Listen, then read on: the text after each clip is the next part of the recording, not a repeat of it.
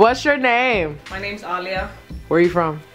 I'm from South Africa, Mpumalanga. Okay. Jeollabukdo. Okay. It's my little hometown. Shout out.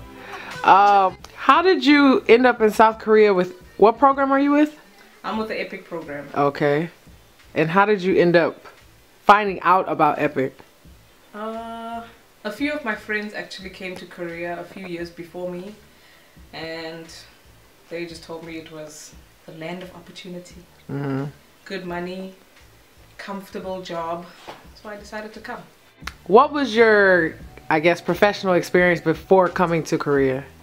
I am a teacher in South Africa also, so I kind of just wanted to, I had heard a lot that Korean students are very studious and very focused and, you know, have a different approach or attitude towards their education. So I came to find out for myself, but lo and behold, kids are kids.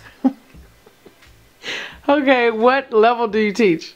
I teach high school in Korea, and in South Africa I taught primary school, which is, well, I specialized in 6th grade, 7th grade, and then I moved down to grade 4.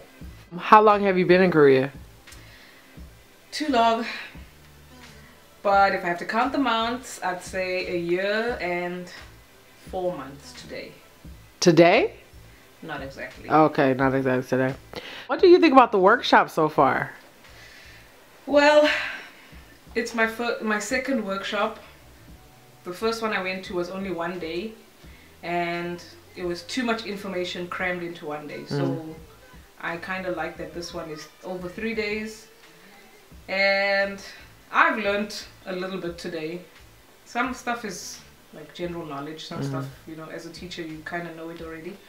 But I actually learned something new today, so I'm happy about that. What is your most memorable thing about teaching in Korea? Like a student or a situation or anything? What will you always remember? What has been challenging that I think will make you remember it? Challenging in a funny way or challenging like as a professional person? Both. I don't think I have the patience required to teach somebody a second language. Okay. I think my expectations are too high because I know I'm teaching high school. So I noticed that I have to be a lot more patient, and I have to kind of change my attitude towards how I approach my students, just based on the fact that they're learning a second language and they only ever speak it when they're in that class. So the level of commitment or motivation really depends on their mood for the day. So that part has been a tough lesson to learn. I'd say the most fun is just the students' personalities. The ones who are confident enough to come and speak to me, say the most outlandish things, and they don't even realize that it's crazy. The first day I came to school with my afro, I really was very nervous about it. I thought, they're gonna laugh at me, I don't feel like being a clown, I'm not here to entertain them. That was my attitude. And I walked in, and one of the students said, "Oh, Aliya, 360-degree changey." And I'm like, "Oh, good? Oh, bomb explosion!" Wow. And all the things that they came up with to describe my hair to me was hilarious. And I was like, they're just kids, like they don't mean it maliciously. Right. They're just saying how they know it. But one boy, his name is Songyom. And he goes to Gunsan Godohakyo, Gunsan High School, class 2 and 2. Student number 13, Songyom. I came into the class and he did a double take. And he looked at me. OMG. What did he tell me? OMG, Aliya. Boom, boom, boom, gum, gum, gum, gum, gum. And he literally did like a Zulu dance, jumping around like a monkey. No, and he looked did at it. me like, "Do you know dance? It goes with your hair. Crazy hair, crazy dance. Oh yeah, teacher." I was like, no. No. Right. That's not cute. Like, he went too far. The rest was saying... Did he feel remorseful? Did you explain it to him? I told him, "You comparing my hair or anything about my image to an animal or a monkey terribly disrespectful to me, only because a monkey is what people associate black people with, and that's not cute. So, Boraji, I said, hey, I called another student and I said, I want you to explain this to him so he understands me well. Monkey is black. You think that I'm black. My hair looks wild to you. So you make together, you put it into a crazy performance.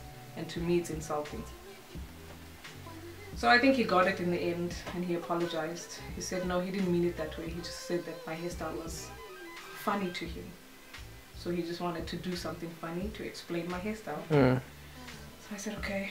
It was a stretch, but okay. Is this your first time teaching abroad or teaching out of South Africa? Okay. What advice would you give to someone who is thinking about, curious about, leaning towards teaching abroad? I would say do your research. I didn't do my research about coming to Korea at all. What do you mean? I just went on hearsay. Okay. As a Muslim person, I think this country is terribly, it's like challenging to be in. I would really say do your research. Find out like what the people are like, what do they eat, what is the standard of living amongst people here. I didn't do any of that. I was like, let me just try something new, just totally do something that I've never done. And sometimes I'm happy with myself, I'm proud that I actually did it, but some days I wish I had actually looked into Korea more. It's not a country that intrigued me, so I think in some ways I came here for the wrong reason. I would have chosen a different country, somewhere where I was more interested, because I'm a little bit closed off to learning, because I'm like, so I would say definitely do your research. Do you have any plans to go to another country after you leave Korea? No, I'd like to go home. And this is just my personal question. So earlier we were talking about South Africa, and I said most people that I meet from South Africa are very cool. Can you explain to some people who may have never encountered anyone from South Africa or don't really know too much about South Africa, how would you describe South Africa to someone who doesn't really know anything about it? How would you, not really a PSA, but like, how is South Africa? South Africa is a colorful place. Okay. In every sense of the word. Okay. There are different color people. There are different cultures that celebrate different colors. And I think we are a country of very resilient, positive people.